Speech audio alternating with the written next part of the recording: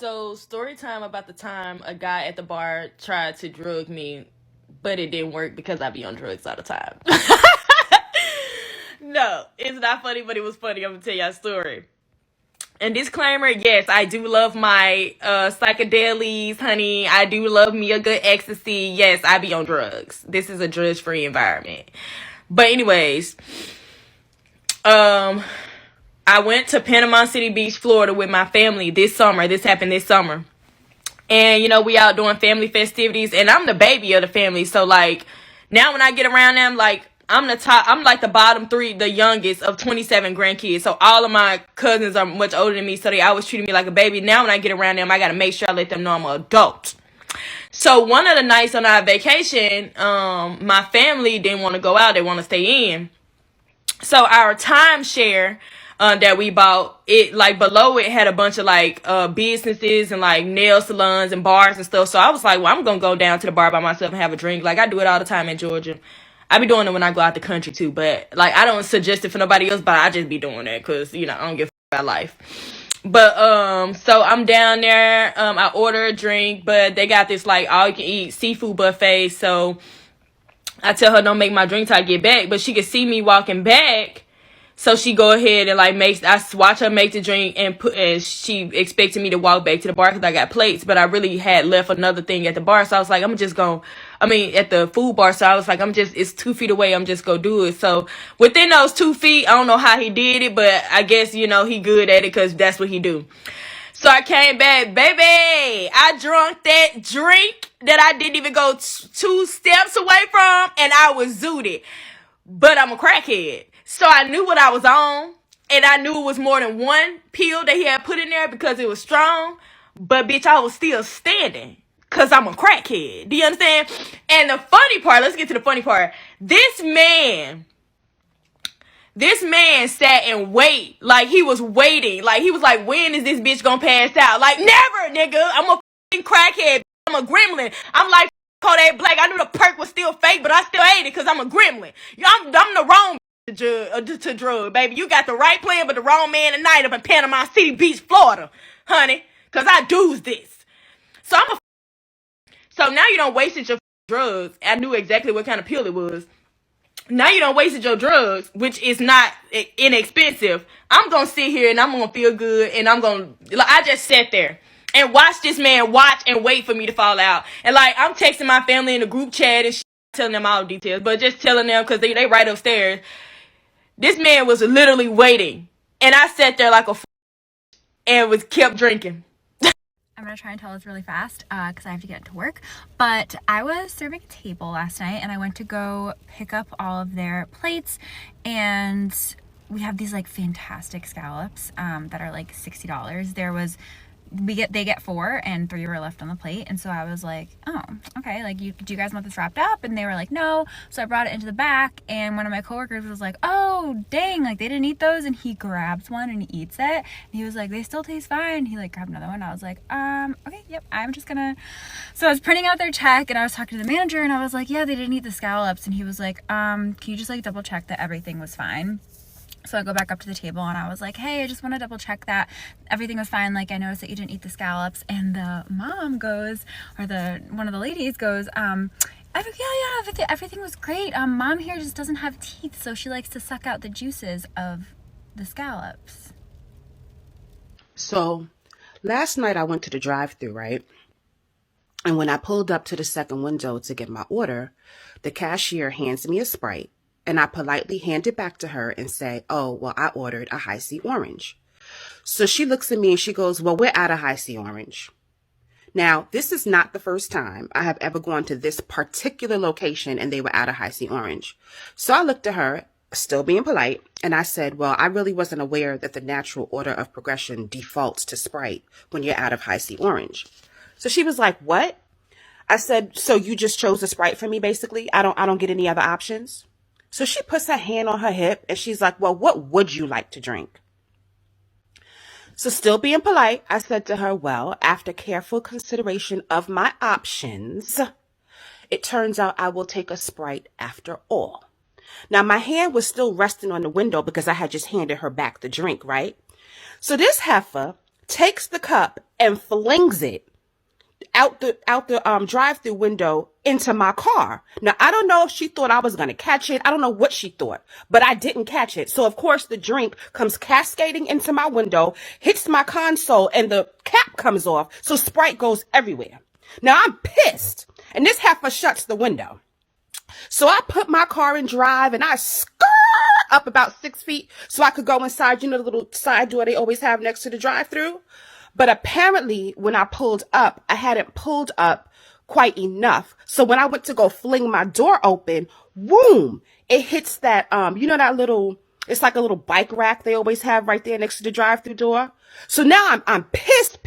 So I throw my car in drive and I skirt up about another 2 inches and I jump out the car. I didn't even shut my car door.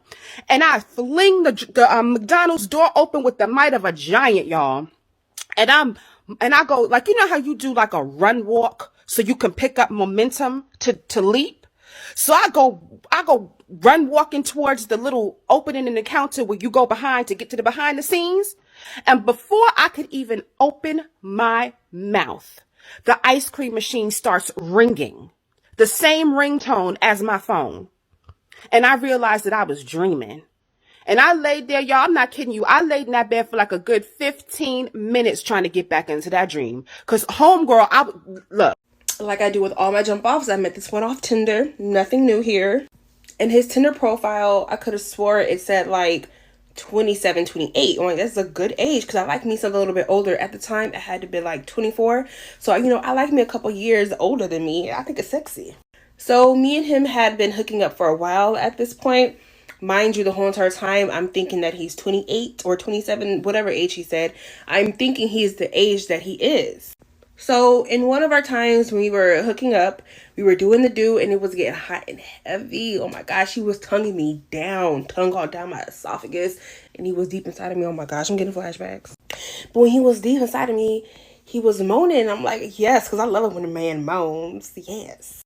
He was moaning and he was like, this is the best I've had in 34 years. 34 years. You mean to tell me this whole entire time you've been lying about your age? And I literally stopped him in like dead tracks, like mid-stroke. Like 34. You've been lying to me about your age the whole entire time? And I just think it's so stupid. I think it's so dumb because I would have fucked you even if you were 34 years old. Like age doesn't mean anything to me, but it's just the fact that you lied about it. And I know that if you're going to lie about your age, you're going to lie about some whole other shit that I honestly don't want to stick around to know. So after that last time, I said, get up off me, put your clothes on, and leave. Peace out.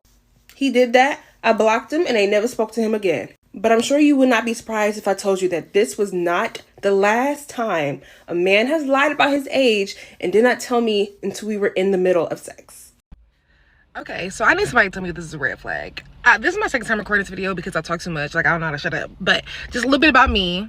I be dating weird ass niggas. I be running into weird ass niggas all the time. DL niggas, all of that, all the time. So I'm just too friendly. That's my problem. But so I was like, you know, I'm talking to this new dude, and one of our first conversations, he was saying how I asked him, you know, what are your top 3 favorite songs? You know, just trying to get to know a nigga. And he was like, oh, well, I listen to older music you might not know.